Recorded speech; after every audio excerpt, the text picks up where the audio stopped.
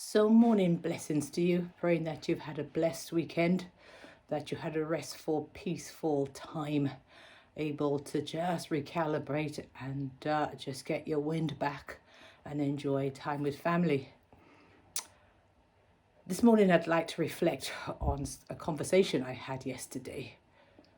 And the question was posed to me in the middle of the conversation. And it went something like this: do you still kickbox?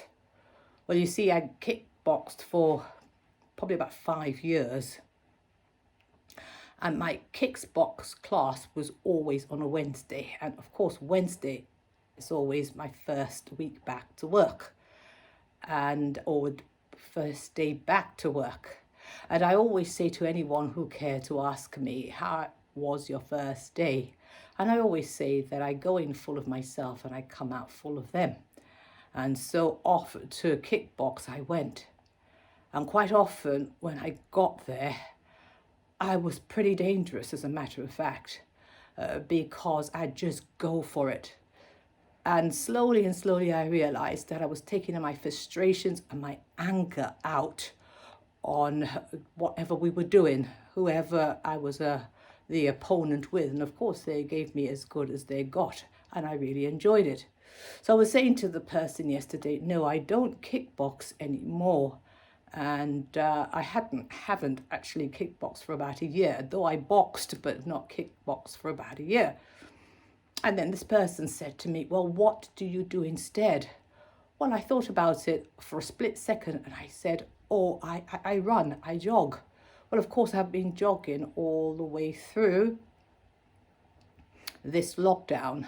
And of course, I've said why I've jogged, and to keep my mind in trim, to make sure that I'm on tip top for my clients, to make sure that I release all the endorphins into my bloodstream, and to make sure that I'm looking after my clients well, looking after myself well, so that I can look after my clients. I can be there for them, and I eat well. And so therefore on a Wednesday morning, I'm ready for work and what my clients bring in to me. But when I said, oh, I jog, I actually didn't realize that there was that sense of really jogging out some frustrations as well, which was actually quite helpful because I didn't quite see it like that.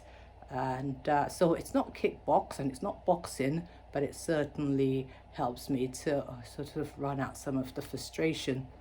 And so this morning, I'm reading through the Bible at the moment, and I'm in 2 Corinthians. And the reading that I sort of really got entrenched in this morning, or the passage that I got entrenched in this morning, it's chapter 4, 2 Corinthians chapter 4. And I'm going to start reading from verse 7, and it's titled Treasures in Jars of Clay. But we have this treasure in jars of clay to show that this all-suppressing power is from God and not from us.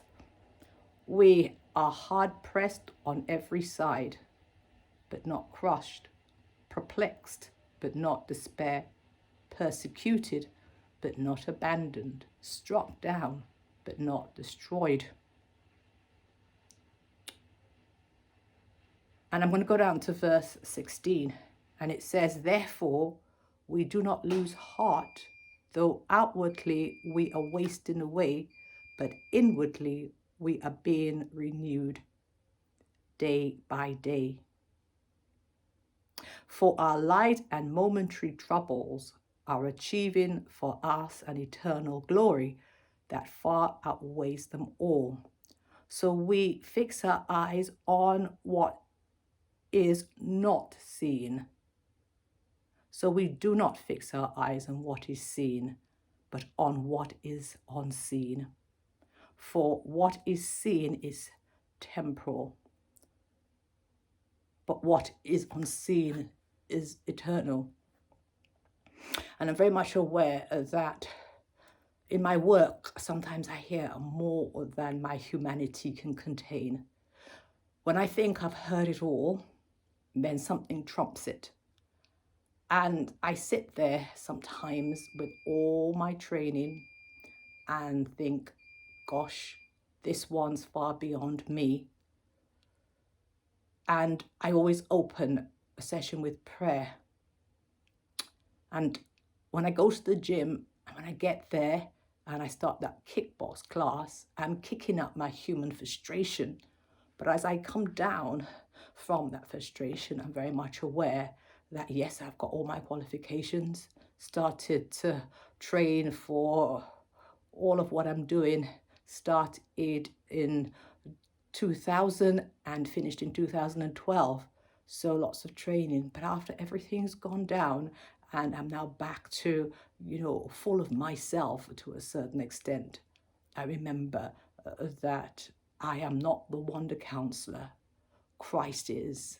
And I remember that this glory that God chooses to place within me and all other human beings by the way of the Holy Spirit, then He's our advocate. He's our standby. We do not stand alone.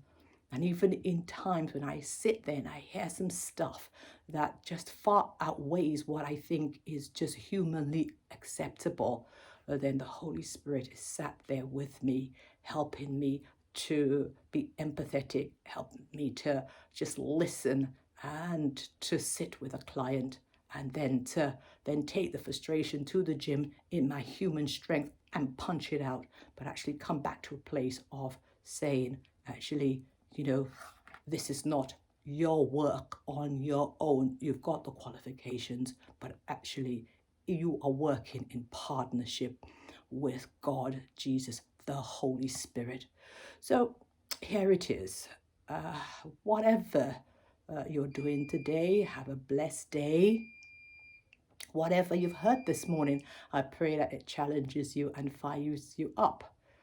If you're in a job that frustrates the life out of you, if you're a nurse or a doctor, whatever you might be, I pray these words will be very helpful for you. As I said, that it comes from 2 Corinthians chapter 4, and I read from those verses. But maybe you might just want to read the whole chapter. But whatever you decide, have a blessed day, and I do look forward to bringing some more reflections another time.